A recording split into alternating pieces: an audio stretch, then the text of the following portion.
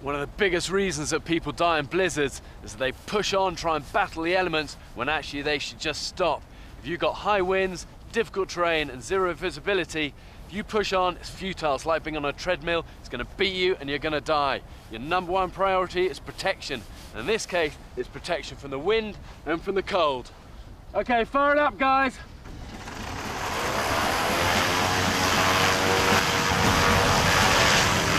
Okay, let's go. Gotta try and cover up best you can any exposed skin. Let's get into this.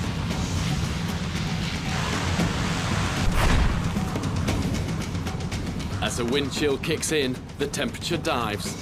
In winds this high, frostbite can set in minutes. And there's no natural shelter here. My only option is to dig. This is gonna be a good place to dig a snow hole. Want a lee slope with a big build-up of powder snow from the wind. Also, if you dig it into a slope, when you're shoveling, gravity's going to take the snow down away from you. Let gravity do the work. It's best to dig horizontally into the snow face. Dig downwards and you create a well, and all the cold air will sink on top of you. Okay, already just digging in, like 1 or 2 feet. I've got a little bit of shelter from the wind. If you look at the difference between the wind up here, reading 45 miles an hour, to down here, where it's reading about 5 miles an hour. That's a huge difference in wind speeds, and wind speeds correlate to wind chill. Up here you can have -40. In here it's going to be way, way warmer. Just keep digging. With time running against you, it's vital that you dig a very basic snow hole. Make it just big enough to squeeze your body into. Once you're in, pull any loose blocks of snow around the opening to help keep out the freezing cold wind. Okay, well I'm out of almost all of the wind in here. It's a huge difference. And all it is a little bolt hole, little escape chamber that in this sort of wind could save your life. Hey! There's a fishing trawler about a mile away. Hey! Too far to see us. We need to make our way to that ice floe. Bigger one. Try and make a bit of a signal fire there and get spotted like that. Let's go for this. My plan. Get to the iceberg quickly and signal from there. It's about the biggest one around here. Okay, you ready to jump for this? I'm going to jump onto the berg and hope that the ice doesn't give way. But as I leap off, the raft is unbalanced and my crew plunge into the icy waters. I got you. Come on. That's it. We need to work fast. He's going to spot us. In situations like this, the boat could be out of range in minutes. So any signal fire needs to be a quick build.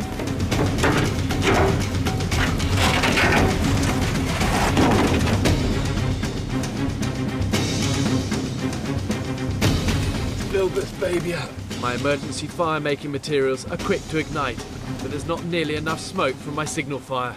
It's giving off some smoke, but it's only white smoke. It's never going to show against all this ice.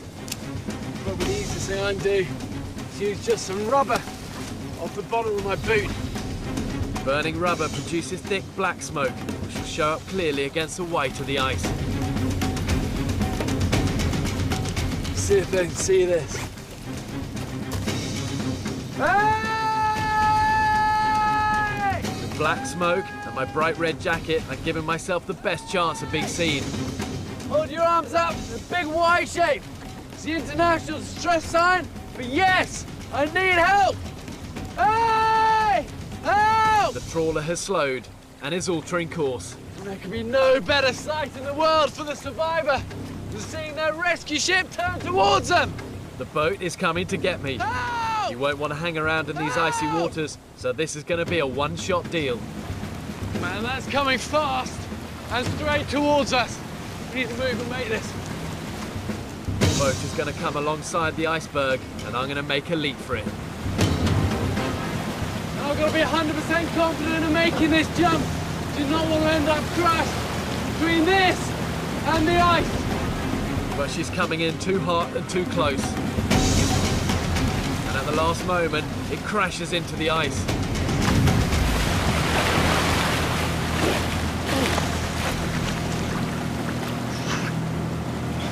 A close shave, but I've made it. And I've been into a frozen lake before, but I've never been under the ice, and I've never done it when the outside temperature is about -20. And if I'm honest, I'm a little bit scared of this.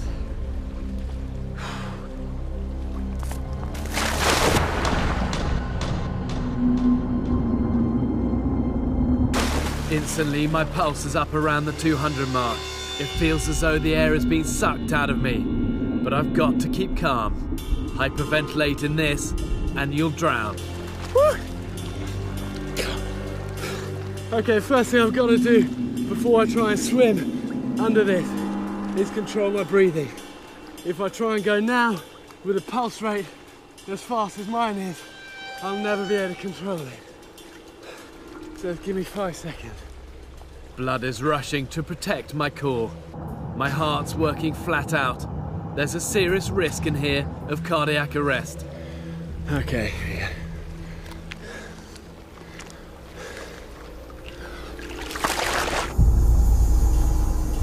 Once in, there's no turning back, and I've got to keep going, trying to reach the light of the thinner ice.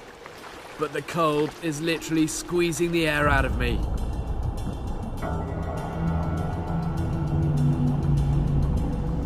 I'm at my very limit now. But once through the ice, you're still not out of trouble. My eyes. Feels like they're gone like frozen solid. Okay, but I need to get out of here now. And I need to do this first time.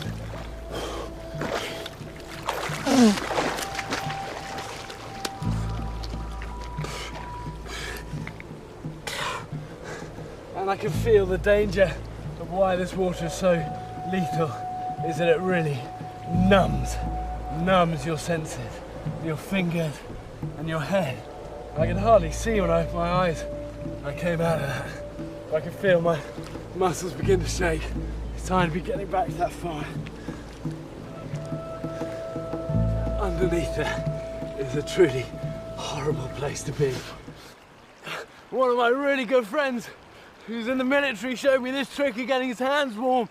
And you wave your arms madly like that and it drives the blood into the fingers, and amazingly it works. We used to call him Chicken, so he looked like one doing this. Woo! The tinder I packed in my bag looks like it stayed dry.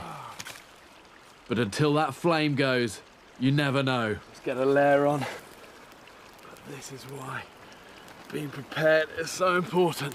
You know, it just allowed me to have this fire lit literally within a minute and a half of being out of that water. And that's why I'm able to do this. Okay.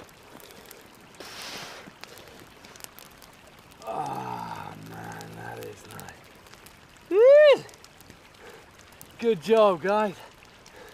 Gotta cross it. Sometimes my boys watch these sort of programs and they go, was it really that cold?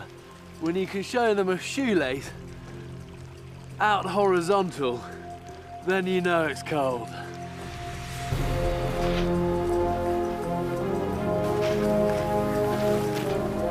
This ancient terrain was carved by huge glaciers as they retreated to the coast, leaving behind gullies and ice caves. They can often be a shortcut through the rock face.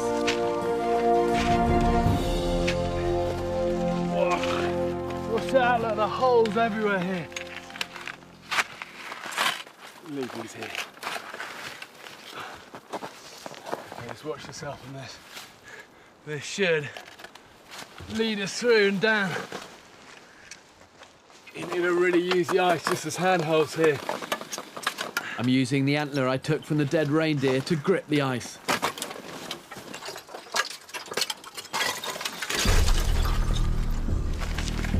And there you see all the way, all that fluting all the way up. That's what we don't want coming down on top of us. Yeah, you want to get through these sort of things as quickly as you can and out. The bit that I'm worried about is down there. See all the little ice cubes are disappearing. That's going to be just going into one of these subglacial tunnels of running water. You go down one of those, you will never come out. But there's no way around that ice chasm. I've got to climb over it. I'm nervous, and this is going to take all my strength.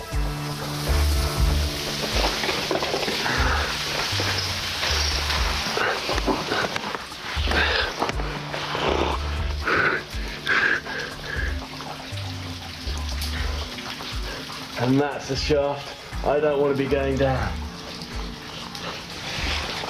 And let you just see how slippery this blue ice is. It's just going to run across it. I need to use this sort of hold and try and swing my leg up to there. Okay. 1, 2, 3.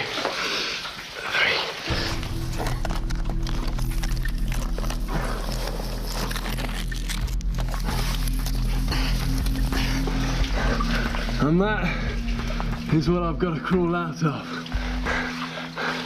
But that looks very, very tight. I'm going to try and squeeze my way up, but I've no way of knowing if I can get through that tiny gap and escape this ice dungeon.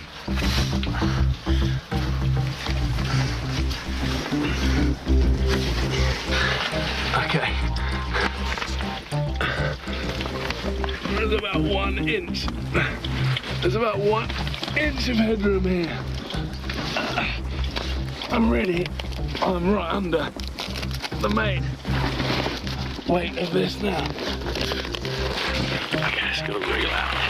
Whoa.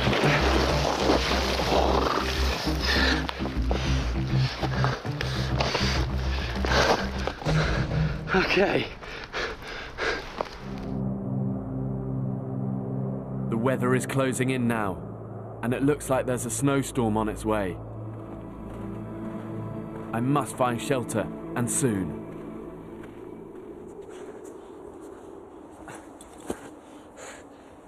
Okay, what I'm going to try and do here is make a snow cave into this slope, and this is a pretty good place to try and do this. It's on a lee-facing slope, which means it's out of the wind. It should be a little bit more sheltered, but also it's much easier digging into a slope than trying to dig into the flat. My big challenge is, though, I obviously haven't got a shovel, which would make digging this much easier, but what I can do is try and pull out from inside the parachute, the back protector, which is a little strip of plastic. Here we go. That's, you know, it's not great, but it's certainly better than nothing, and this should be much easier to dig in than using my hands. When the sun drops, there's a real risk of hypothermia, and the worst thing you can do is to keep walking and sweat. When that sweat evaporates, your body will cool to a dangerously low temperature.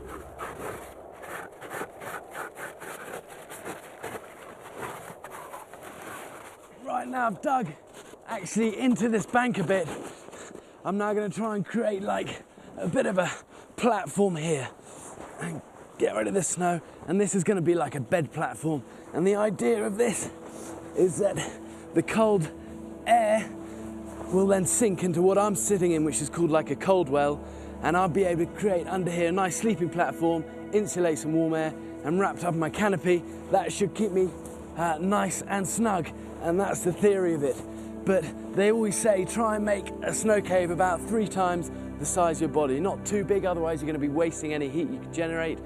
Any smaller, and what happens as the snow compacts, it actually shrinks. So you'll end up then in a much worse situation, buried alive. So you want it about 3 times your own body size. And the last thing I'm going to do is just try and smooth off the roof. And what happens if you don't do this, as your body creates heat, the little pinnacles will start to drip on you. And the last thing you want when you're just getting warm is to have a leaking roof. 4 snowboarders were trapped on the mountain not far from here in a snowstorm 3 years ago. They built a makeshift shelter like this and survived for 4 days before being rescued. I'm going to use my parachute to lie on. You lose 75% of your body heat through the ground. Use anything you have for this, a backpack or any spare clothing you might have. The other vital thing is water. I'm going to dehydrate faster here because the air is so dry. I have to try and drink at least 2 litres a day. If you can, you should always boil it, but I haven't got a fire, so I'm going to scoop some snow into my water bottle, then I can put it against my skin so it melts while I sleep. It's about 2 a.m.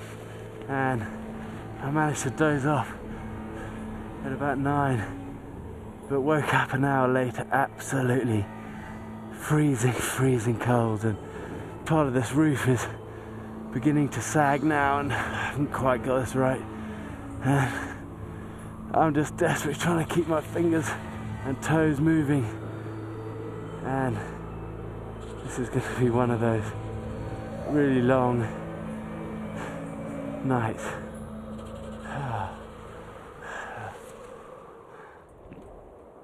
In the morning, there's almost an extra foot of snow.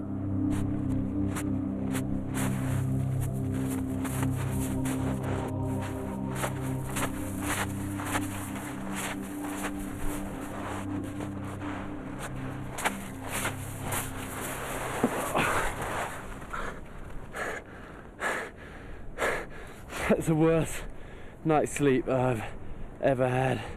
In fact, it wasn't even sleep. That's just the worst night I've ever had.